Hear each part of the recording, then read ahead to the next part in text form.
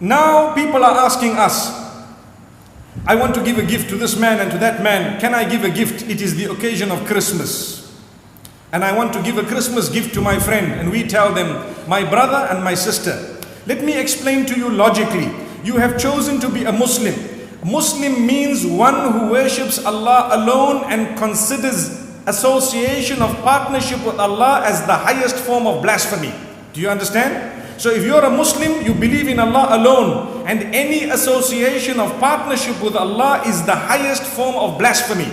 So if it is the highest form of blasphemy, when people have considered someone a son of Allah, and the Quran tells you, تَكَادُ السَّمَاوَاتُ يَتَفَطَّرْنَ Allahu Akbar, Allahu Akbar.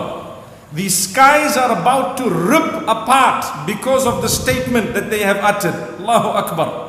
If you look at Surah Maryam, towards the end, Allah subhanahu wa ta'ala makes mention of a powerful verse.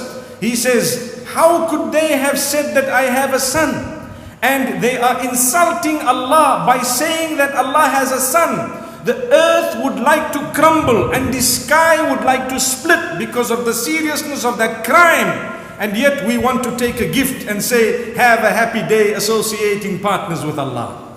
Do you understand why? As Muslims, it would be wrong for us to take a gift.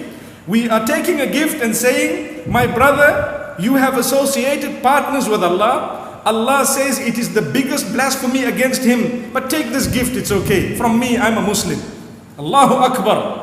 Can we understand and realize why we are going wrong? The same would apply if we were to give someone a gift of Diwali or tell them Happy Diwali, for example. What we are actually telling them is, I am really praying that you enjoy your day associating partners with Allah, and this celebration you have of the entire association of the greatest and worst of partners with Allah subhanahu wa ta'ala, I'm telling you, have a happy day, you deserve the enjoyment, and here's my gift.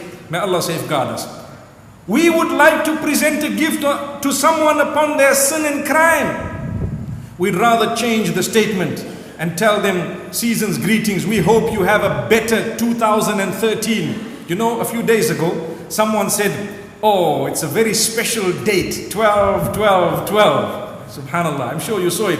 The 12th of December 2012. What is so special about it? Do you know what's the date today? Do you know what is the date today? 1, 2, 3, 4 in Islam.